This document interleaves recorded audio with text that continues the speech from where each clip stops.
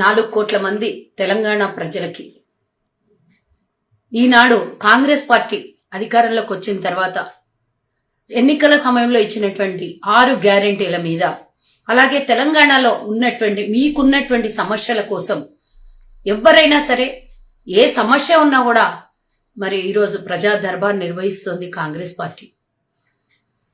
ప్రభుత్వం నిర్వహిస్తున్నటువంటి ఈ కార్యక్రమంలో నిన్న నుంచి మరి తెలంగాణలో సమస్యలు లేవు. కేసీఆర్ బయటికి వచ్చి మాట్లాడేది ఏం పని, కొడుకు అల్లుడు బిడ్డ అందరు చెప్తుంటారు కదా, ఒక్కరోజు సరిపోలేదా సమస్యలకు? 7.5 లక్షల మంది నిన్న ఒక్కరోజు సమస్యల మీద కంప్లైంట్లు ఇచ్చిండ్రు అని అంటే అది ఏదన్నా కావచ్చు, ఇందిరమ్మ ఇల్లే కావచ్చు, వాళ్ళకున్నటువంటి రేషన్ కార్డు ఇబ్బందే కావచ్చు, ఆధార్ కార్డు ఇబ్బందే కావచ్చు, ఇతరత్ర ఇబ్బందులే కావచ్చు, రకరకాల ఇబ్బందుల గురించి వాళ్ళకున్న సమస్యని ఎక్కడ కూడా చెప్పుకొని ఇవ్వకుండా నోళ్లు మూతలేసేసి ప్లాస్టర్ వేసేసి ఈరోజు అధికారం అంతా గుప్పిట్లో పెట్టుకొని మీడియా ఛానళ్లను కూడా గుప్పిట్లో పెట్టుకొని ఏ సమస్యను కూడా బయటకు మాట్లాడనియకుండా తెలంగాణ 4 కోట్ల మంది ప్రజల్ని మభ్యపెట్టి మోసం చేసి కట్బంద్ చేసినటువంటి కేసీఆర్ ప్రభుత్వానికి నేను అడుగుతున్నా, గతంలో మీరు పరిపాలించిన తెలంగాణ పరిస్థితి చూడండి. ఒక్క రోజు 7.5 లక్షల కంప్లైంట్లు అప్లికేషన్లు అంటే ఆలోచన చేయాల్సినటువంటి అవసరం ఉన్నది. ఇంకా 6వ తారీఖు వరకు, ఈ రోజు 29, 31, 1, 2, 3, 4, 5, 6 అంటే ఇంకా 9 రోజులు, వారం రోజులు సుమారుగా ఈ అప్లికేషన్లు తీసుకోబడతాయి. ఒక్క రోజు 7.5 లక్షలు అంటే తెలంగాణలో ఉన్నటువంటి 4 కోట్లలో సుమారుగా నాకు తెలిసి 2 కోట్ల మందికి సమస్యలే ఉండొచ్చు అనిపిస్తుంది. ఈ విధంగా తెలంగాణని దరిద్రం అంచులకు తీసుకొని పోయినటువంటి ఈ ప్రభుత్వం అభివృద్ధి అని మాట్లాడి కేవలం పెన్షన్ లేదంటే రైతు బంధు 2 చూపించి తెలంగాణ ప్రజల్ని గత 10 ఏళ్లు మోసం చేసి తెలంగాణని నేను ఉద్యమం చేసి తెచ్చుకొచ్చుకున్నా అన్నాడు. ఉద్యమం కాదు కదా, నీ కుటుంబ పాలన చేసుకున్నావు. ఇదంతా పక్కన పెడదాం, సమస్య మీద మాట్లాడదాం. హైదరాబాద్ లో కూడా సుమారుగా 2 లక్షల అప్లికేషన్స్ నిన్న ఒక్క రోజులో తీసుకోవడం జరిగింది, ఇయ్యడం కూడా ప్రజలు జరిగింది. కానీ ఓట్లకి ముందుకు రానటువంటి ప్రజలు సమస్యల మీద ఇన్ని అప్లికేషన్స్ ఇచ్చారు అని అంటే ఫస్ట్ ఆఫ్ ఆల్ మీ సమస్యల్ని పరిష్కరించుకోండి. 40% కూడా హైదరాబాద్ లో ఓటింగ్ జరగలేదు, అదొక బాధాకరమైనటువంటి విషయం. ఇప్పుడైనా కనీసం మనం వచ్చే ఎన్నికల్లో ఈ 40% కాదు 80% ఓటుకు పెరగాలి. మీ సమస్యల్ని పరిష్కరిస్తున్న ప్రభుత్వం మరి ఇంకా 5 ఏళ్ల వరకు మీ సమస్యల్ని ఎప్పుడు ఇచ్చినా కూడా పరిష్కారం చేస్తాము, తీసుకుంటాము అని చెప్తున్నటువంటి ప్రభుత్వాన్ని గౌరవించి ఆదరించి వచ్చే ఎన్నికల్లో మరి పూర్తి స్థాయిలో హైదరాబాద్ లో కూడా ఓటింగ్ జరగాలని కోరుకుంటున్నా. ఓటు మన హక్కు, మన నాయకుడు ఎవరు కావాలి అనేది మనం నిర్ణయించుకునేటటువంటి అవసరం మనకు ఓటు హక్కు ద్వారా ఉంది. కాబట్టి ఈ ఓటు హక్కుని వినియోగించుకొని విస్మరించొద్దు అని నేను తెలియజేస్తున్నా.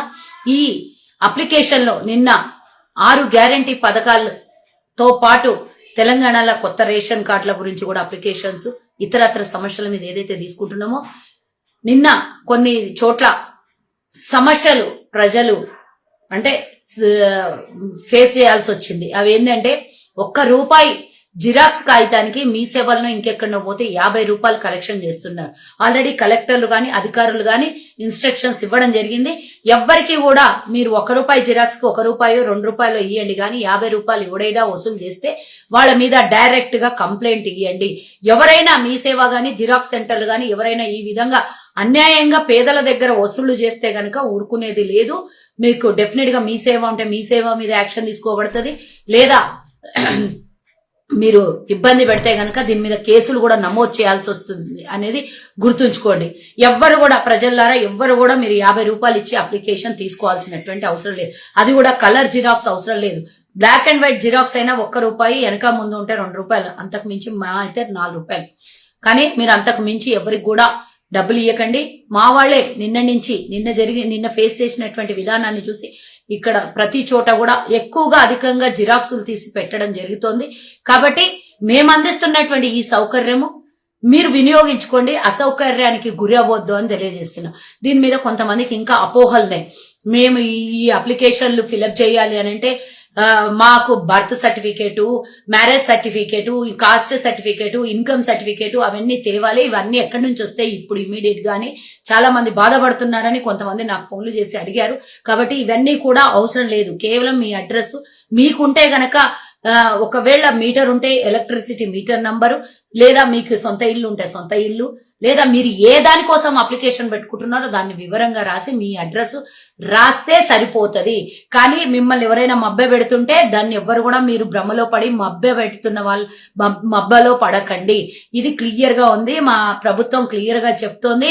మీ సమస్యను పరిష్కరించుకోవడం కోసం మీకు అనుకూలంగా లేనటువంటి ఏ విషయాన్ని కూడా అందులో పొందుపరచాల్సినటువంటి అవసరం లేదు. ఇప్పుడే అవసరం ఉన్నప్పుడు, రేపు శాంక్షన్ అయినప్పుడు, అప్పుడు ఏమన్నా అవసరం ఉంటే అప్పుడు ఇన్కమ్ సర్టిఫికేట్, క్యాస్ట్ సర్టిఫికేట్ అవసరం ఉంటే అప్పుడు ఏమన్నా అవసరమేమో. కానీ ఇప్పటికిప్పుడు మాత్రం మీకు లేనిటువంటి వసతుల్ని మీరు ఇబ్బంది పడకుండా మీరున్నటువంటి అప్లికేషన్ ఫిలప్ చేయండి చాలు. అది కూడా కొత్త రేషన్ కార్డు కావాలనంటే ఈ అప్లికేషన్ లో లేదేమో, ఇంకేమన్నా ఇబ్బందులేమో అని మీరు బాధపడాల్సినటువంటి అవసరం లేదు. ప్లెయిన్ పేపర్ మీద, వైట్ పేపర్ మీద మీరు సమస్యని రాసిస్తే సరిపోతుంది. కొత్త రేషన్ కార్డు కోసం ఇంత సౌకర్యాన్ని, ఇంత సౌలభ్యాన్ని అందిస్తున్నటువంటి ప్రభుత్వాన్ని, మీ సమస్యల కోసమే మేము ఈరోజు ముందుకొచ్చాము.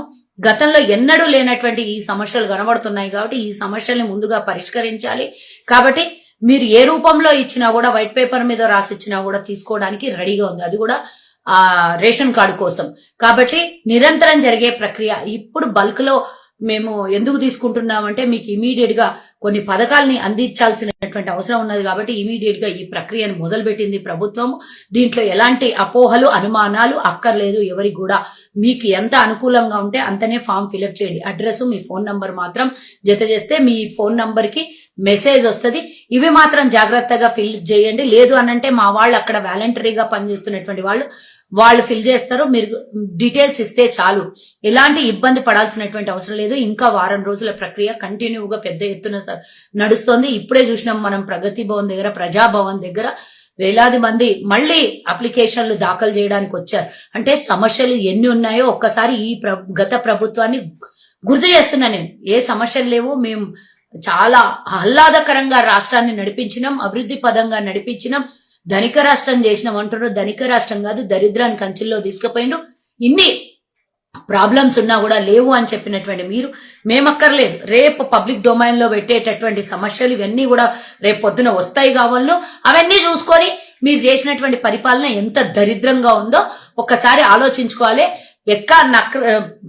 గొప్పలు చెప్పుకోవడం కాదు, మీరు ఏం చేసినని, ఎన్ని సమస్యలు ఉన్నాయో ఒక్కసారి మిమ్మల్ని మీరు విస్మరించుకోండి. ప్రతిపక్షంలో ఉండి పరిష్కార దిశగా ఆలోచించే దిశగా మాకు మీరు సలహాలు, సూచనలు ఇవ్వండి తప్పించి ఎక్స్ట్రాగా ఓవర్ యాక్షన్ చేస్తే మీరు చేసినటువంటి విషయాల మీద కూడా యాక్షన్ తీసుకోవడం జరుగుతుంది. జై హింద్, జై